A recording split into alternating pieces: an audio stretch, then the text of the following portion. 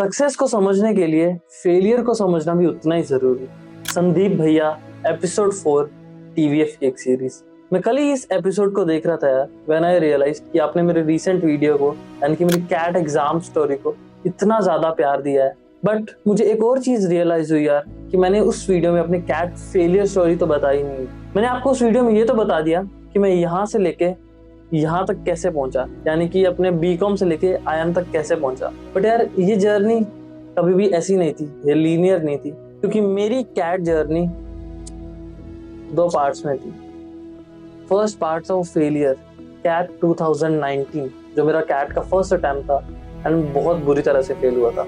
And आज मैं आपको इसी टुकड़े के बारे में बताऊंगा एंड आप बहुत ध्यान से सुना है मेरी स्टोरी, क्योंकि उसी सीरीज में संदीप भैया ने कहा है इंसान का सारा लोहा बनता है उसके सक्सेस से, तो उस पर धार आती है सिर्फ और सिर्फ उसके फेलियर से।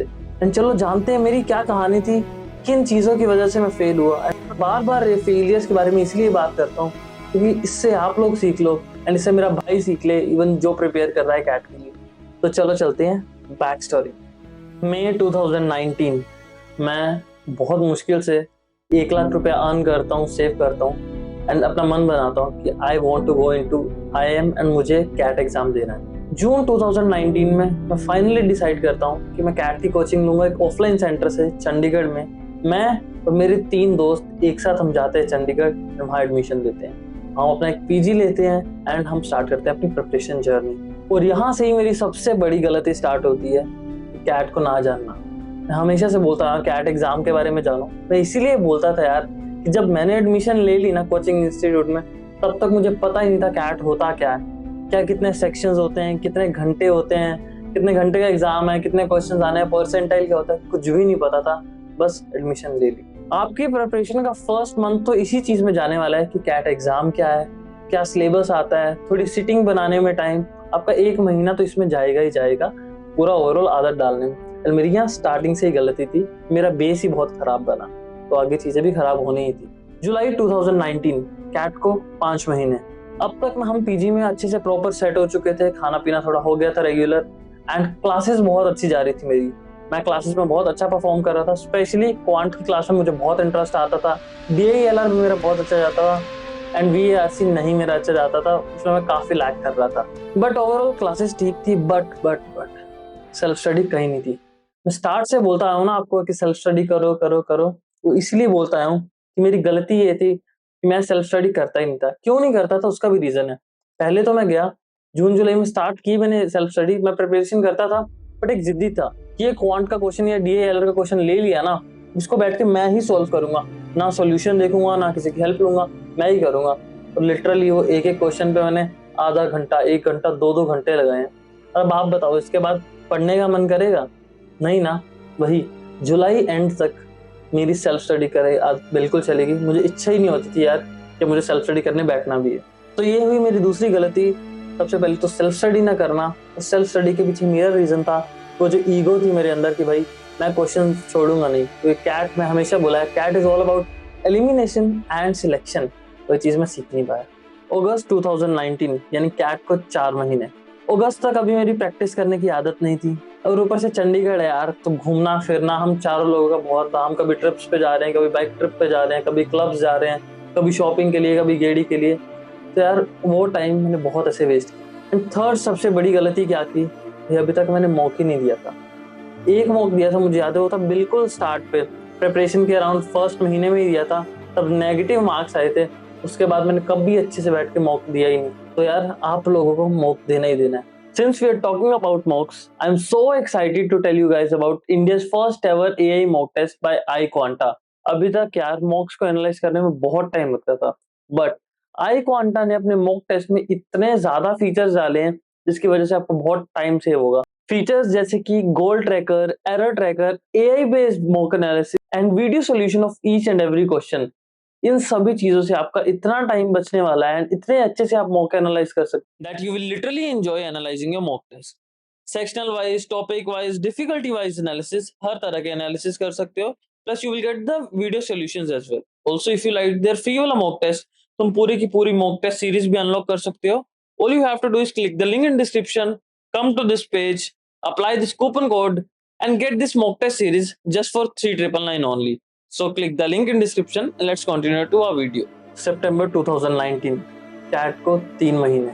आज आपको एक हार्ड ट्रुथ बताता हूँ यार, जो मेरे उस टाइम पे हुआ था। कैट को 6 महीने बचे थे उस टाइम, बट एक काफी नेगेटिव चीज जो मुझे दिखी, सितंबर मिड में आके हमारी कोचिंग खत्म हो चुकी थी। जो भी सिलेबस करवाना था कोचिंग इंस्टीट्यूट की तरफ से वो अराउंड 3-3.5 महीने में खत्म, जो मुझे बहुत ज्यादा शॉकिंग लगा एंड बहुत अजीब हो गई थी चीजें। आधा महीना सितंबर का ऐसे निकला एंड सितंबर मिड में मैं वापस अपने घर भी आ चुका था। अराउंड अभी तक मैं स्पेंड कर चुका था अराउंड 50,000 कोचिंग में एंड अराउंड 40-50,000 यही 3-4 महीनों में, क्योंकि 1 लाख पूरा मैं स्पेंड कर चुका था। तो सितंबर में मैं घर आने के बाद थोड़ी बहुत प्रैक्टिस स्टार्ट करता हूँ, बट मेरे पेरेंट्स की तरफ से एक प्रेशर आना स्टार्ट हो जाता है सितंबर एंड में। अक्टूबर 2019, कैट को 2 महीने। तो वो प्रेशर क्या होता है कि मेरा कॉलेज साथ था, क्योंकि मैंने बीकॉम रेगुलर में एडमिशन ले रखी थी। कॉलेज एंड पेरेंट्स की तरफ से मुझे प्रेशर था यार कि मुझे कॉलेज भी रेगुलर जाना होगा, तो साथ साथ प्रिपरेशन भी करनी होगी।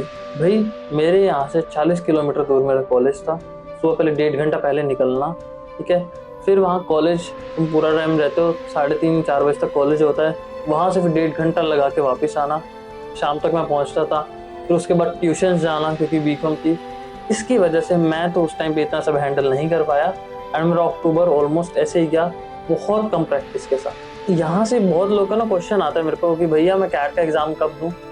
मैं हमेशा यही बोलूँगा यार, आपको जल्दी से जल्दी ही स्टार्ट करना है, बट आपको मैनेज करना है कि यार अपने बीकॉम के साथ अपने ग्रेजुएशन के साथ दो।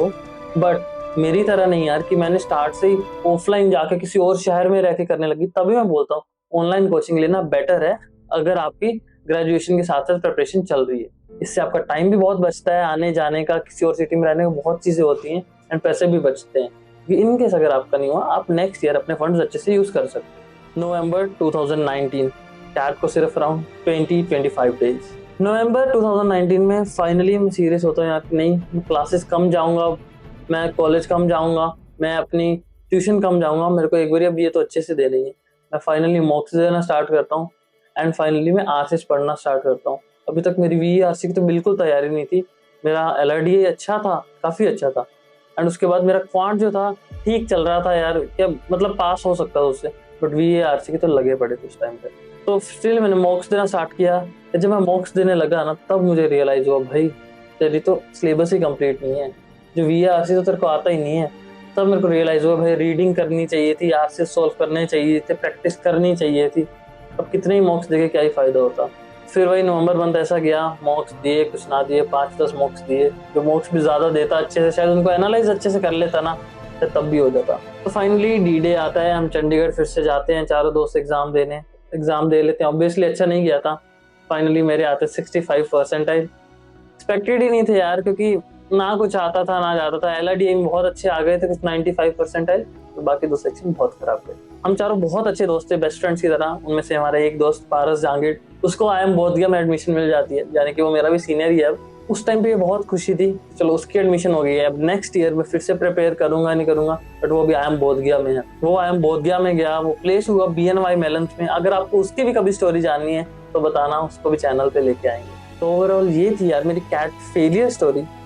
बट इस फेलियर के बाद 6 महीने तो यार ये खुद को समझा नहीं पाया कि मैं कैट रोज दे सकता हूँ, दूंगा नहीं दूंगा, क्योंकि यार मेरे को तो लगा कि मैंने 6 महीने पढ़ के मेरे मार्क्स नहीं आए। अब सबका भी यही कहना होगा यार मैंने एक अटेम्प्ट दे लिया, 6 महीने पढ़ लिया, साल पढ़ लिया, पर फिर भी नहीं हुआ। बट नहीं, कैट इतना ज्यादा मुश्किल नहीं है अगर आपने सही से प्रिपरेशन की है। अगर आपने मेरी तरह ये प्रिपरेशन करके आप सोचो आपने पढ़ लिया, भाई कुछ नहीं पढ़ा है आपने। सही से पढ़ने को ही पढ़ना कहते हैं। ये ऐसे नहीं टूट फूट के पढ़ लिया। Schedule, consistency, mocks, practice, self study, इन चीजों से कैट होगा। आई होप जो मैंने मिस्टेक्स किए हैं आप लोग नहीं करोगे। अब मैं इन गलतियों से क्यों सीख रहा हूँ, क्या सीख रहा हूँ? तो मेरा भाई प्रिपेयर कर रहा है, मेरे सामने बैठा है, उसका कैट का चैनल बनाया है, कंसिस्टेंसी है उसकी, व्लॉग्स बनाता है वो रोज, एंड यहाँ देखो उसका शेड्यूल बना रखा है। टिक करता है, आज पढ़ा, आज नहीं पढ़ा, किस दिन मॉक टेस्ट देना है, किस दिन क्या पढ़ना है, किस दिन नहीं पढ़ा क्रॉस लगाना है, एंड उसकी प्रिपरेशन बहुत अच्छी चल रही है। एंड आई एम श्योर उसको हम ब्लैकी में ही एडमिशन दिलाएंगे। एंड अगर वीडियो पसंद आई प्लीज सब्सक्राइब करके जाना, एंड मेरे भाई को भी सब्सक्राइब कर लेना। मिलते हैं नेक्स्ट वीडियो में।